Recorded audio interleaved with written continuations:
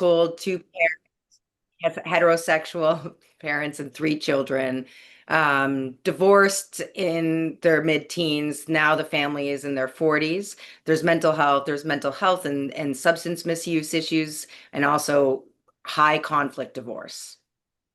Um, None of the children now are in their 40s are in relationships with each other or have any kind of genuine and authentic relationship with each other. And the patterns of the family conflict and not resolving that conflict continue to show up. Uh, they need each other to help heal the family, but at the same time, the familiarity with the grief that they're experiencing by being so estranged from each other is more familiar, and it's less scary than the idea of perhaps changing decades of not resolving the conflict in an effective way. Yeah, absolutely. And I think, a lot of people can relate to the family difficulties that arise through the years. And I myself am one of those people as well. And we may not be able to distinguish the difference between what is estrangement, what's avoidance, and what is the idea of taking space. So when we're talking about estrangement, what I understand from that is that we're talking about um, long periods of disconnection and non-communication. Is that kind of what you're getting at with that? Yes, it's like if we want to differentiate, so taking space is a connecting conflict resolution behavior. So it's an active and communicated choice to the other person. I'm just not able to have this conversation right now. And I understand it's important to you and it's important to me. I just need to take some time.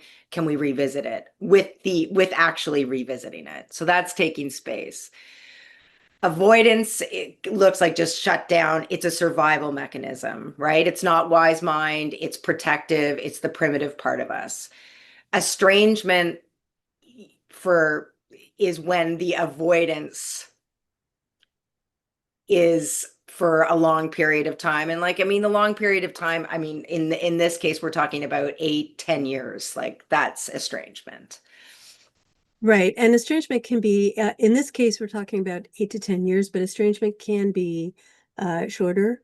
It can be, it's any kind of experience, I think, where there is an absolute shutdown of communication Yeah. and connection. Right. And oftentimes one person maybe of the dynamic may be repeatedly trying to get that connection, and the other Hmm. person is just not responsive. Right. This is the blocking phone calls, or the, not answering and blocking the text messages, or blocking on Facebook. Like those kind of actions are generally leading towards that estrangement. It's like you have no access to me. Right. Yeah. And what is it that might, like when we're talking about the the aspects of trauma that prevent people from reconnecting. Mm. So what would that like we talked a little bit about grief, and grief is something that I don't think we talk enough about. And I know I have some friends and colleagues who are also grief related practitioners. And something that we notice in the grief and trauma informed practice is that the carrying of grief can look very differently. For some people, it's immense sadness. It can look like depression. It can have all kinds of impacts in terms of low energy and not being able to sleep and having high anxiety. But grief can also be angry. Grief can also be shutting down from people. It can be not communicating with them. It can be isolating yourself. And it could be blaming as well, blaming people. So when we're trying to understand the behavior that goes along with grief and trauma, what are some of the things that we might want to consider in how we're dealing with, let's say, a family member? Like if I'm dealing with a family member who is estranged, what should I be looking for in terms of the behavior and the where it's coming from, trauma or grief? So just to be like, so I think that you've highlighted such an important point. So I want to like spend a little bit of time on that. And that is like, even if grief can show up in anger and grief can show up in all of these different types of behaviors. That doesn't mean that if someone is expressing grief through anger, and that's not the only way they express grief. It's that spectrum that we talk about, right? Like it could show up as anger one day and it can show up as sadness the next day. Right. That's a good point. Yeah. So, I think ultimately what we're saying is when we see behaviors that are disconnecting, and protective, that we're if we have the capacity and we're grounded enough, it's to understand that those behaviors are often generated by an extreme amount of emotional discomfort. And we're labeling that emotional discomfort today as grief. Right. What is the role of safety when it comes to connection and being able to, work through trauma and grief with another person? I mean, it takes both parties or whoever, whatever the parties are that are involved, recognizing that it is their responsibility first to keep themselves safe. So, am I able to keep myself safe and grounded in this conversation or this interaction? And then the second is an openness and a willingness to hear from the other person or the other people what it is that they need to feel safe in that interaction. Right. Excuse me. And what about when, like, so in my experience, sometimes the safety isn't there to be able to communicate, Yeah. to the other person that you need some safety. And that becomes a competition of safety. Well, you say you need this, but I need this, and I'm not getting this. And then the communication, it tends to break down. So when we're talking about how to hold that space, what should we be looking at in terms of our own self-awareness and our own capacity and our own capability? Because even with the best of intentions, we might come to, these communications repeatedly and find that our boundaries are being breached, or Mm. people are overreaching in terms of what their expectations are. And then again, we feel unsafe. And there's a lot of reactivity that's happening in some of those dynamics. So how do we navigate that, so that we're able to, because it's not always possible, right? Yeah. It's not Yeah. always possible. But Yeah. Well, what are some ways that we might be able to self-regulate so that we can show up better in those conversations?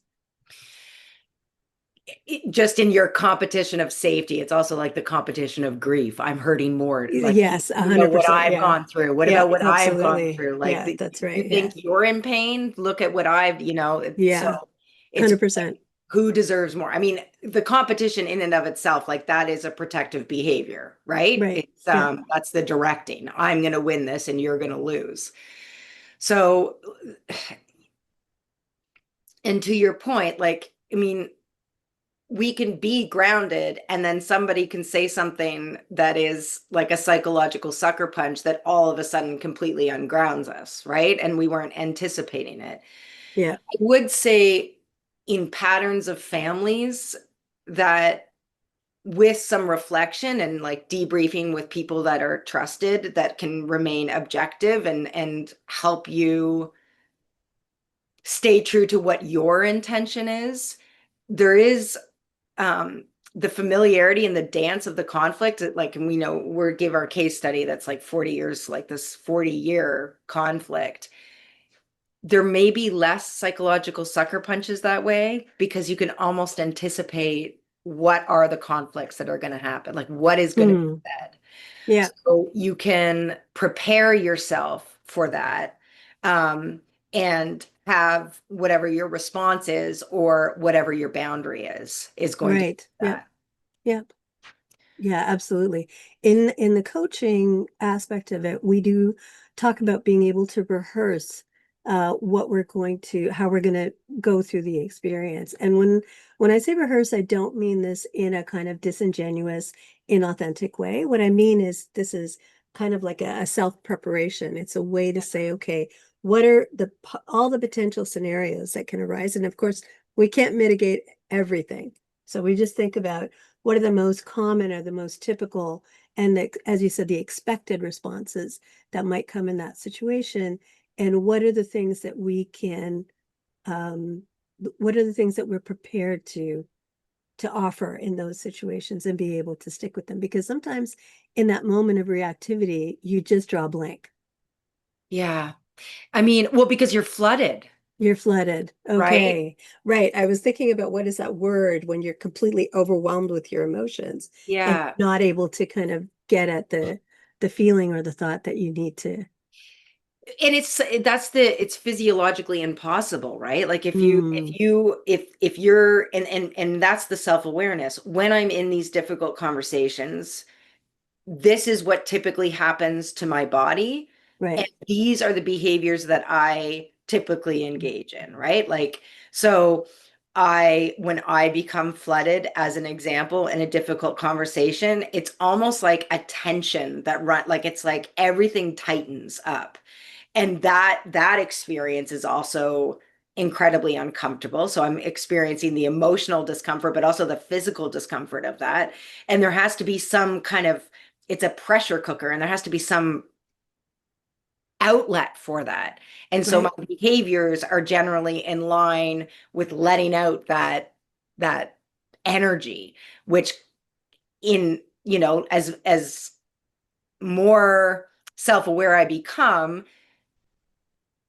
and inside my head, I can be like, oh my goodness, I am tempering what I'm saying, but it could land on the other person as being pretty harsh. And so because we don't know and we are not privy to the internal thoughts and feelings of someone else. Right. Absolutely. Yeah. Yeah. So, you're going back to like, what can we do? Like I said, is being really aware of what's happening in your body, be aware of what you tend to lean on in order to feel safe in terms of behavior. Like I tend to direct, or I tend to shut down, I tend to disconnect from what you're saying. And the more aware you are of that, the more little interventions, disruptions, changes that we can make in those difficult conversations with the expectation of ourselves, like the compassion for ourselves, that just a little tweak is actually a big move. Right. Yeah. Yeah. And I think it's the level of, so when we're flooded, the level of discomfort can be so overwhelming that Yeah. we just want it to end. And so we'll take any steps necessary to kind of get ourselves out of that situation. It's like, the trauma responses, the fight, flight, freeze, fawn, and flop. You're going to pick something that's going to help you get safe again and feel Yeah. like you're able to navigate that situation. And so having that rehearsal time or having that kind of pre-engagement thoughtfulness about how am I going to engage this situation, especially if there are patterns that are predictable and repeated, then Yeah. it does make it a little bit easier to try and figure out how we're going to navigate that. Um, Sorry, go ahead. And chances are these patterns and these behaviors in one relationship with some deep reflection, you're going to see them repeat in other relationships as well. Like it's kind of our patterns to understand too. Yes, yeah, that's right. Yeah, how are we contributing? How are we Yeah. feeding this pattern as well, for sure. And I think too, on that note, it's also interesting to think about, or it's important to think about the different dynamics that are at play. There could be a power imbalance. So whether this is because you're dealing with a parent and you don't feel like there are things that you can say to your parent because of the position of authority that they hold or that you believe that they hold. It could be cultural that you don't feel like you can talk to your family members in an open and honest way. You have to respect certain traditions or certain expectations, right? Also, what is your role in the family? Are you traditionally the caregiver? Are you the one that's, kind of separated from everybody? You don't really connect too much with your family. Or what's your birth order, right? Are you the oldest? Are you the youngest? Are you the middle? And what expectations, obligations, stereotype come with being in that role. So there's a lot that influences how we engage or don't engage each other. in those family dynamics. Yeah. And in the difficult conversations, I mean, and the reverse could be true too, that a child, and let's go back to the case study, a young person who is experiencing a lot of emotional discomfort about the breakdown of the family, same with the parents, and the children might come to the parents and say like, hey, this is really hurting me. And the parents are like, hurting you? Like, look what we're going through, Yeah, right? exactly. Yeah, yeah. And that's a big challenge when it comes to things like, in the case of the divorce, things like childcare and Mm. navigating schedules and negotiating timings for visits and so on. And for adult children, it's around the care of the parents, or around obligations or expectations around what they need and who's going to be able to provide that. So being able to articulate those things in a in a collaborative way Yeah. is ultimately the goal, but sometimes we don't get there. And Yeah. then when we don't get there, how we react in ways that perhaps are not the best, right? I love your phrase, your terminology you mentioned last week, which is gutterballing. Let's talk a little bit about what that looks like. Well, and here's the thing, like any of these unresolved conflicts, and that's not to say that we have to get out and resolve everything. Like sometimes it's difficult, whether that's the unwillingness or the perceived unwillingness of the other person or our own lack of skill, whatever it may be. The reason to turn to it and actually try to, because especially in families, every holiday, every doctor's appointment, every special occasion is an opportunity to rehearse and redo that conflict that hasn't been resolved. And you see it Right. pop up every time. Yeah, So absolutely. just Yeah. because we're estranged or just because we're avoiding does not make it go away. Yeah, that's So right. at a certain point for our own mental health and well-being, leaning into our own understanding of ourselves in those moments is kind of freeing despite how the other people show up. And so, you know, what are the pitfalls? Like, what are things that we can, in an effort to start putting the work into our end of the resolution? Like, what are things that we can stay away from in an effort to increase the likelihood of letting some air out of the balloon or having some interventions or some disruptions?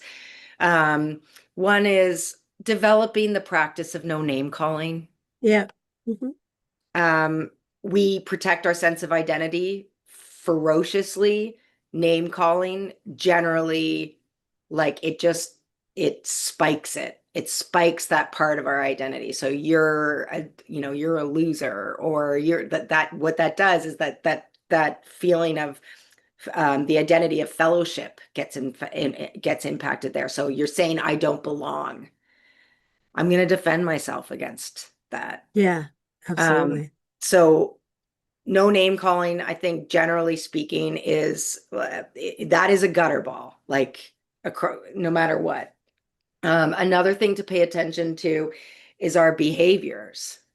So blame, criticism, defensive-ness, all Judgment. these behaviors Yeah. are gutter balls. Like they're going to going back to safety, like our body is going to react. We're not safe in this conversation if I'm being blamed or if I'm being criticized or if I'm like what I'm saying to you, you're defending yourself against. Language is another gutter ball. So Absolutely. Yeah. you're always doing this. You never show up for me. Yeah. Every time we're in this conversation, you always say these things, right? Yeah. Yeah. This is forever going to continue. Yeah. So those all or nothing kind of narratives, and then in addition, any you that's done in a pointing way. So like Yeah. you did this to me. You are the one. You said this. You made me do this. It's Yeah. your fault, right? Like all of that kind of Yeah.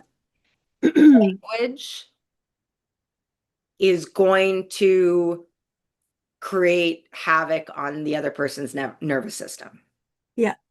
Absolutely. Yeah. It's also I think what it also does is it puts that person in that constant position of hypervigilance. So Yeah. then they're not actually present in the conversation. So Yeah. even if you're saying other stuff that's reasonable and that could be worked out, that all of a sudden they're reacting from that place of I'm not safe and I can't have this conversation at all. I'm just going to shut the whole thing down. I Yeah. think adding on to that, I think anything that's a laundry list situation where it's just one complaint after another, after another, after another, and it's just this whole, tick boxes of things that have gone wrong in the relationship. I Yeah. think when it comes to behavior, the other one that comes to my mind is when all the responsibility is placed on one person and there Yeah. isn't an understanding that everybody has a role to play and if everyone has a role in the conflict, then everybody has a role in the resolution, right? How do There is an we accountability corner Thank you. There you go. Yeah. anybody Yeah. that is involved in a conflict. That's That right. Yeah. doesn't mean that it's like we're going to argue about who's more responsible or like what percentage share is, but Yeah. we have an accountability to corner to stand in because if we are in conflict with somebody and it's not going well, Yeah. we are contributing. Yeah. Yeah. Absolutely. And whether that's even just not being able to articulate our position, not being able to not wanting to take on the engagement because it's too painful, right? Yeah. So that's our role in that situation. We need to be able to come to it with some kind of representation of good faith. Like Yeah. some kind, we need to be able to show up in good faith that I'm here to find some kind of a resolution to this issue. I don't want to continue on the conflict. Yeah. And how do we get there? And that also means that when someone else is unable to stop their part in the conflict, to not to as much as possible not get drawn back into that cycle. Yeah, it's understanding when somebody else disconnects, Right. right? Yeah. This is another gutter ball pitfall is rallying the troops. And what I mean by Mm. rallying the troops is, like let's take that family case study example again. Um, I've decided that I'm going to enter, or one of the kids decides they're going to enter into a good faith conversation with mom. Hmm. Yeah. Don't bring up dad. Don't bring Yeah. up two other That's sis- right. two other Yeah. sisters. That's right. Yeah.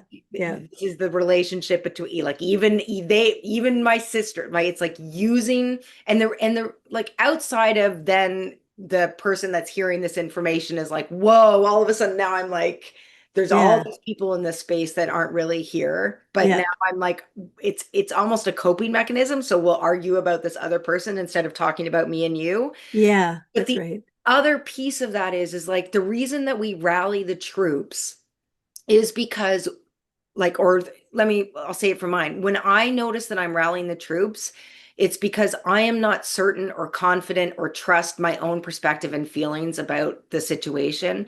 And so I have to Mm. bring in the evidence of others in order to kind of give me more power in that where I feel powerless. And so I'm really working on understanding and believing and trusting that my own feelings of this conflict are enough. I don't need to bring in anybody else. I am Right. enough in this. Yeah. I think too, I think on the one hand, when we look at it from that perspective, it is definitely understandable in terms of how um, we are experiencing our own helplessness and powerlessness, and we need the support of others to be able Mhm. to get through it. The flip side of that is how the person external to that, or if we're rallying the troops about a situation and a particular person, how that person might see that as being intimidating or kind of like mm, possibly even bullying, because now all of a sudden, all of these other people are dismissing that person's perspective and their position and saying, you know, you have to see it this way. So it's also about, if you're rallying the troops and you need to talk about it, uh, it's to talk about it in a way that says, I just need the support for me. I'm not asking you to intervene. I'm not asking you to be a part of it. I'm not asking you to judge anything. I just need to know that what I'm saying is reasonable and that I'm trying to create some kind of, you know, some kind of foundation for myself in a situation where I feel unsafe.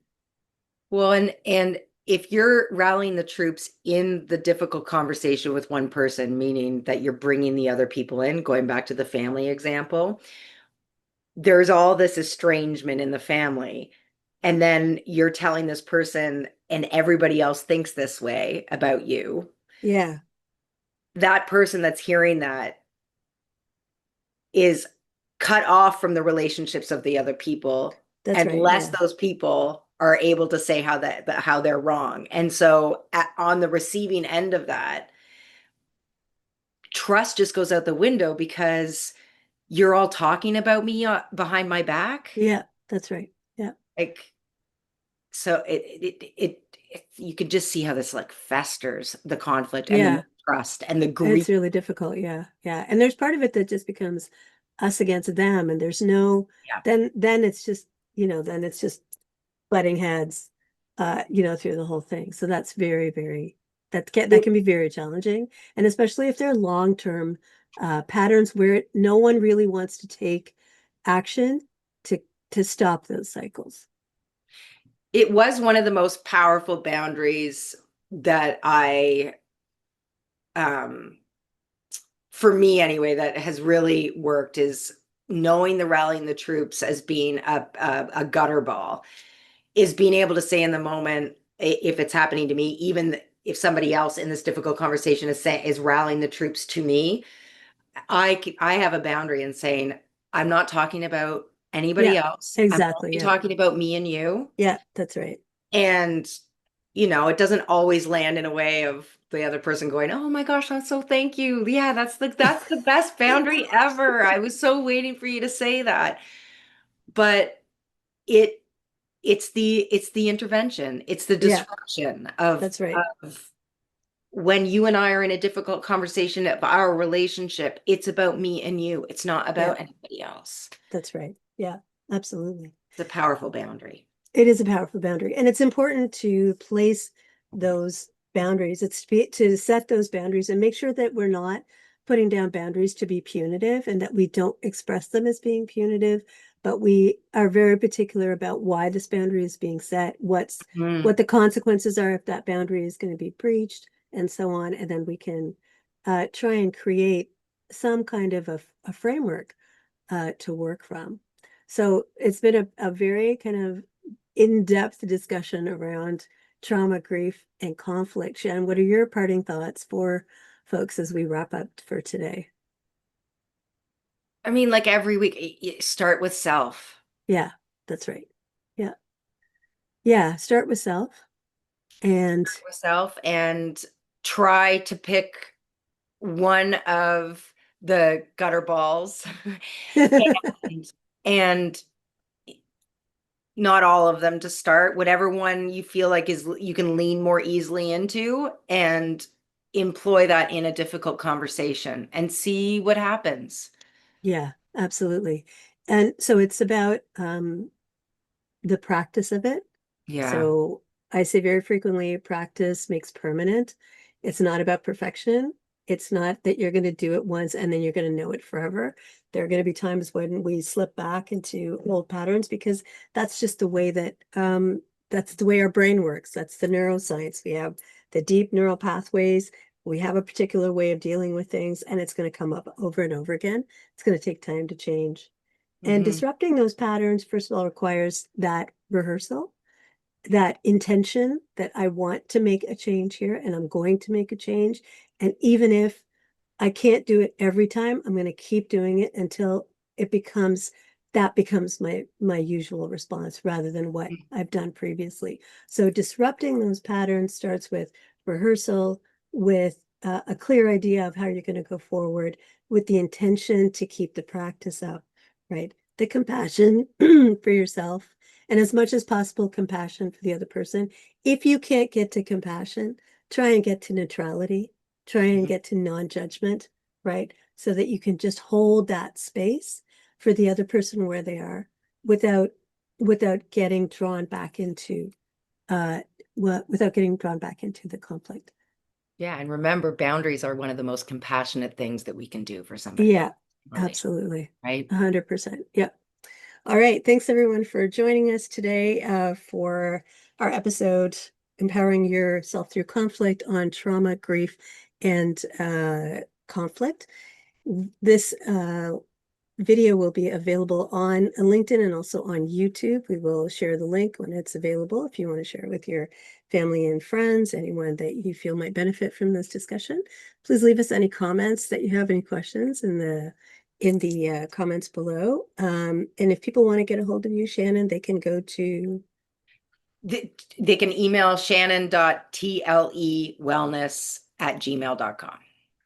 Very good. And you can also DM either one of us, or you can check out the tle-wellnesscenter.com or the purposefulpath.ca and reach out to us anytime. Thanks very much, everyone. Have a great rest of your day. Take care. Bye-bye.